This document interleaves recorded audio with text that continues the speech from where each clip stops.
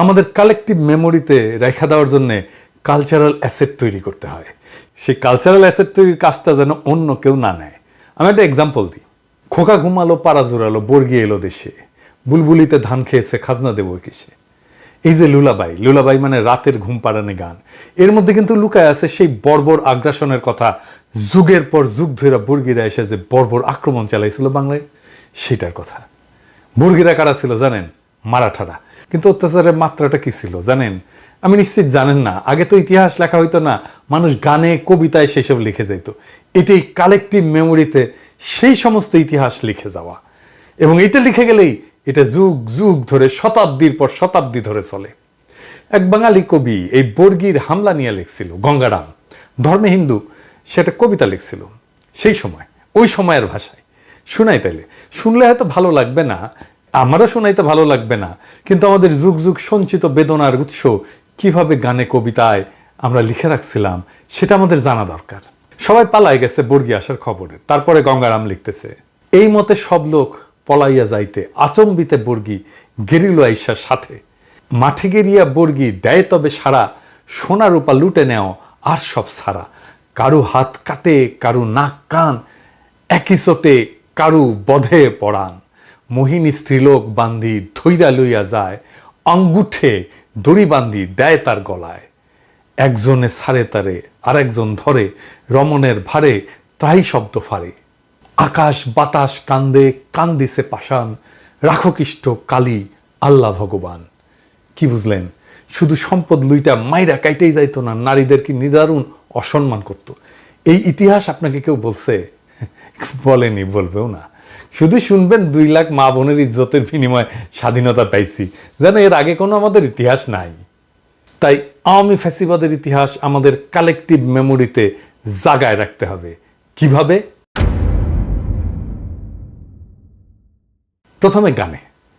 আন্দোলনের সময় আমাদের বেশ কিছু র্যাপার উঠে আসছে, আওয়াজ উঠা গানটা শুনছেন না? আরো অনেক গান দেখলাম। আজকে একটা এই যে পায়েল নামের এই ছেলেটা গান একটা শুনলাম, কি অসাধারণ গান। এডিটর সাহেব একটু শোনান।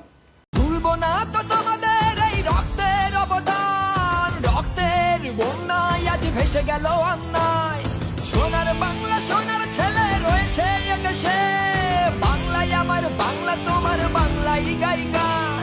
কবিতা লিখতে হবে, লুলাভাই লিখতে হবে, মানে ঘুম পাড়ানি গান লিখতে হবে, ছড়া লিখতে হবে, নাটক লিখতে হবে, ছবি আঁকতে হবে। আমরা এই লড়াইয়ে এক মহান শিল্পীকে পাইছি, দেবাশিস। তার পোস্টার হাতে হাতে ঘুরছে সারা দুনিয়ায়, কি অক্লান্তভাবে ছেলেটা কাজ করে গেছে। আমাদের রেসপেক্ট। এই লড়াইকে ফিলোসফাইজ করতে হবে, মানে দার্শনিকীকরণ করতে হবে। এই লড়াইয়ের পিছনের দর্শন বের করে আনতে হবে। এই কাজে সিনিয়রদের মধ্যে আছেন ফরহাদ মজার, আছেন সলিমুল্লাহ খান, আছেন ইয়াংদের মধ্যে আছেন পারভেজ আলম, রকমনু, রিফাত হাসান, মুরাদুল ইসলাম, তুহিন খান, আরো অনেকে নিশ্চয়ই আছেন। আমি যাদের লেখা নিয়মিত পড়ি তাদের কথা বললাম।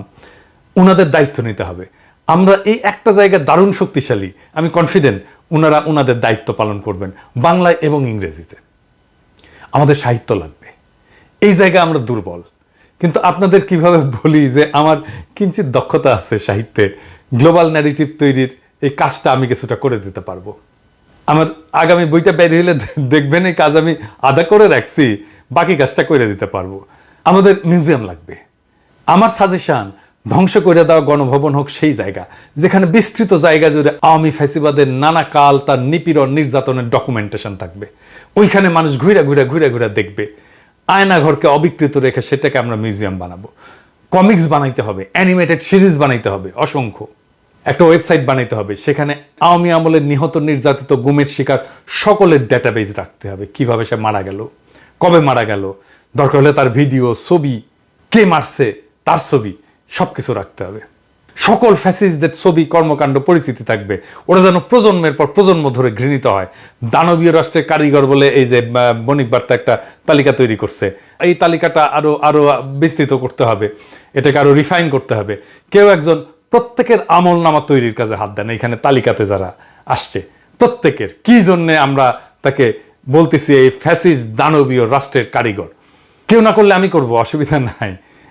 আমাদের সিনেমা বানাইতে হবে, অসংখ্য সিনেমা বানানো যাবে শুধু এই জুলাই আগস্ট বিপ্লব নিয়ে, আন্তর্জাতিক মানের হলিউডের পরিচালক দিয়ে। আমি যা যা বললাম তার মধ্যে আমি হয়তো নিজে ছবি আঁকতে পারবো না, গান গাইতে পারবো না, কিন্তু অনেক কিছুই নিজে পারবো, যেমন সিনেমা বানানোর জন্য প্রযোজনা করতে পারবো, টাকা জোগাড় করে দিতে পারবো, স্ক্রিপ্ট লিখতে পারবো, কিন্তু আমার এই কাজগুলো আমাদেরকেই করতে হবে দেশের ভবিষ্যৎকে নিরাপদ করতে। আর একটা জিনিস দোহাই লাগে, কেউ নিজের আখের গোছানোর কথা ভাইবেন না। আর একটা জিনিস লাগবে, সেটা হইতেছে আমাদের একটা ইংরেজি নিউজ চ্যানেল লাগবে আল জাজিরার মতো। খালিদ মহিউদ্দিন এই ক্ষেত্রে ভূমিকা রাখতে পারে। খালিদ মহিউদ্দিন যদি এই দায়িত্ব নেয়, সে এটা পারবে করতে। দরকার হলে আমরা সবাই মিলে টাকা জোগাড় করে দেবো, কিন্তু আমাদের এটা লাগবে। আর ফাইনালি একটা গেমস বানাইতে হবে। কি সেটা? আসেন শুনি। এখানে প্রোটাগনিস্ট হবে ছাত্র আর ভিলেন হাসিনা। হাসিনা শক্তি নেয় তার বাবার স্পিরিট থেকে, বাইরে থেকে শক্তি যোগায় ইন্ডিয়া আর মোদি। পশ্চিমা শক্তি সাপোর্ট করে ইন্ডিয়াকে। হাসিনার কাছে পৌঁছানোর আগে আসে ছাত্রলীগ, পুলিশ। সেই পুলিশ গুম করে, ক্রসফায়ার করে, তারপরে আসে ডিজিএফআই, আয়না ঘরে ঢুকায়। অপশন থাকবে রাস্তার সমাবেশ মিছিল করে শক্তি সংহত করার প্রোটাগনিস্টের, সেটা করতে দেবে না পুলিশ। রিয়েল লাইফ চেহারা থাকবে ভিলেনগুলার সবার, যেমন হাউন আঙ্কেল থাকবে, বিপ্লব থাকবে, মনিরুল থাকবে, প্রদীপ থাকবে, ওদের মতোই চেহারা থাকবে। ছাত্রলীগের সাদ্দাম টাদ্দামের মতো চেহারা থাকবে, তারপরে ওই আমোটা আজিজ টাজিজের মতো চেহারা থাকবে, বেনজিরের চেহারা থাকবে। নির্বাচনে হারানোর চেষ্টা থাকবে, সেটা 900 ভোট করে হোক, দামি নির্বাচন করে হারা দেওয়া হবে।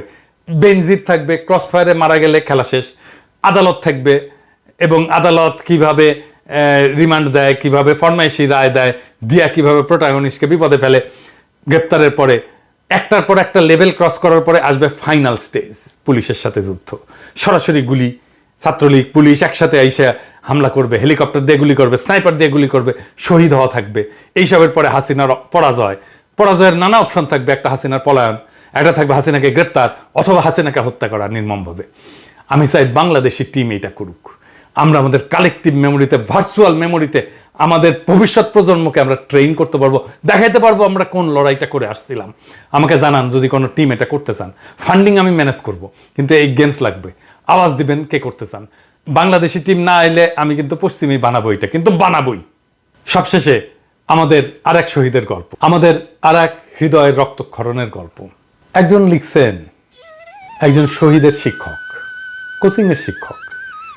উনি লিখছেন, আমার কোচিং যখন শুরু করি তখন আমার 4 জন শিক্ষার্থী ছিল, জিদান, উৎসব, আদ্রিতা আর একটা মেয়ে। ওরা তখন এসএসসি পরীক্ষা দিবে। আস্তে আস্তে জিদান উৎসবের সাথে ভাইয়ের মতো সম্পর্ক হয়ে গেল। একদিন ওদের সাথে চায়ের দোকানে বসে আড্ডা দেওয়ার সময় ব্যাগ ঘাড়ে একটি ছেলে আসলো। তখন কিন্তু সন্ধ্যা, ছেলেটা জ্বলতেছিল, নুরানি চেহারা। আমি মনে মনে ভাবলাম, এত সুন্দর দেখতেও ছেলে হয়। ছেলেটা আর কেউ না, আমার ফারহান। আপনারা যাকে ফারহান নামে চিনেন, আমি তাকে ধলা বলে ডাকতাম। কেননা ও এত ফর্সা ছিল যে ওকে ধলা বলে ডাকতাম। আমাকে ফোন করে বলতো, ভাই আমি ফারহান বলছি, কিন্তু যতক্ষণ না ধলা বলতো আমি শুনতাম না। ফারহান কোরআনের হাফেজ, সুন্দর কোরআন তেলাওয়াত করত। কিন্তু যেদিন আমার কোচিং আসলো সেদিন আমি বুঝলাম যে ও শুধু দেখতে সুন্দর বিষয়টা এমন না, ওর মেধা তার থেকেও প্রখর। কোনো জিনিস ওকে বুঝিয়ে দিলে সেটা 2 বার পড়া লাগতো না, অনেক দিন ধরে মনে রাখতে পারতো। আমার কানে এখনো বাজে, ও আমাকে বলতো, ভাই তুমি যেভাবে জিদানকে বানাইছো আমাকে অমন করে বানায় দাও। ওর অবস্থা এতটাই খারাপ ছিল যে পাশ করতো কিনা সন্দেহ ছিল। আমি ওকে একা একা পড়িয়ে ঠিক করেছি। এমন অনেক সময় হিসে রাত 3টায় আমাকে ফোন করে বলছে, ভাই পড়তে না মন চাচ্ছে না, একটু মোটিভেশন দাও। আমার সাথে যেদিন লাস্ট দেখা সেদিন 2 ভাই হাঁটতে হাঁটতে কত কথা, ভাই ইন্টারে ফাঁকি মারা যাবে না, এই করা যাবে না, কত কথা। কিছু হলেই আমাকে বলতো, ভাই কি করব, এটা করা ঠিক হবে কি? কোনো মেয়ে ওকে প্রপোজ করে ভয়েস দিল, সেটা আমাকে পাঠায় বলতো, বলো ভাই কি করব। আমার পাগলটা। তারপর এসএসসি পরীক্ষা দিল। কেমিস্ট্রি পরীক্ষার আগের একদিন ছুটি ছিল। ওর যেহেতু অনেক গ্যাপ ছিল, ও ভয়তে একদিন গ্যাপে একটা লাইনও পড়ে নাই। এবার আসছে আমার কাছে পরীক্ষার আগের দিন। ওই দিন আমি এবং ফারহান, জিদান এদের নিয়ে রাত 11টা পর্যন্ত কোচিংয়ে পড়াইছি। এই দেখেন সেদিন রাতের ছবি।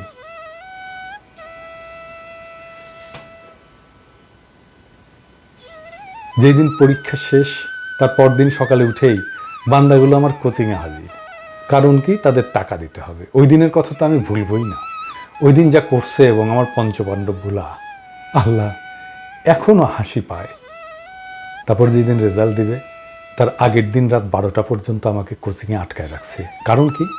তার ভয় লাগতেছে সে কি প্লাস পাবে নাকি। আমার কোচিংয়ে সেই বিকাল থেকে এসে বসে আছে। আমি অন্য ব্যাচের ক্লাস নিচ্ছি আর মাঝে মাঝে এদিকে এসে বলতেছে, ভাই প্লাস কি পাবো? ও ভাই কও না, তুমি যা কও তাই তো হয়। ওর প্রেশার দেখে আমি ওকে চায়ের দোকানে নিয়ে গেলাম, গিয়ে চা স্প্রাইট খাওয়াইলাম, আইসক্রিম খাওয়াইলাম এবং কিছু টাকা দিয়ে বললাম আরও খা। পরে অনেক রাতে সে আমাকে ছাড়লো। রেজাল্টের দিন সবাই আগে মা বাবাকে জানায়, আর ফারহান সবাই আমাকে ফোন করে জানিয়েছে। দুপুরে খুশির ঠেলায় আমাকে জড়ায় ধরে কি যে করলো আল্লাহ। তারপর বিকালে ওর খালাকে নিয়ে আসলো মিষ্টি খাওয়ানোর জন্য। ওই যে পাঞ্জাবি পরা ছবিটা ওই দিনের। এরপর শুরু হলো আসল যন্ত্রণা। ভাই আমার গ্যাপ পূরণ করে দাও, আমি এসএসসিতে যা করছি ইন্টারে তা করবো না।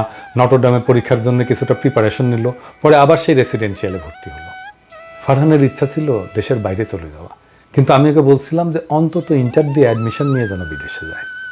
ও আমার কথাই বলল, ঠিক আছে ভাই আমি অ্যাডমিশন দেবো বুয়েটের জন্য, কিন্তু চান্স পাইলেও কিন্তু বিদেশে যাব। আমি আমার এই পঞ্চপাণ্ডবকে বলছিলাম যে ওদের মধ্যে কেউ বুয়েটে চান্স পেলে আমার R15 বাইক তার। ফারহান আমাকে চ্যালেঞ্জ করছিল যে ও চান্স পেয়ে দেখাবে। আপনারা যে পোস্টটা ভাইরাল হতে দেখছেন যে ওর বইয়ের টেবিলে ফান্ডামেন্টাল ফিজিক্স ছিল, ওইটা ওই কারণেই। ওর জিদ অনেক ছিল, যা বলতো তাই করবে। ইন্টারে ক্লাসের সময় মনোযোগ দিয়ে ক্লাস করতো। ওর হাসি, আল্লাহ এত সুন্দর হাসি, আসলেই ভোলার মতো না। দিনের মধ্যে বাসায় থাকতো কম, আমার কোচিংয়ে এবং জুয়েলের চায়ের দোকান থাকতো বেশি। আমার কাছে 2 মাস পর পর ওর বাবা বাসা চেঞ্জ করে বেলি রোডে নিয়ে যায়। সেই বেলি রোড থেকেও আমার কাছে পড়তে আসতো 2 থেকে 3 ঘন্টা জ্যাম ঠেলে।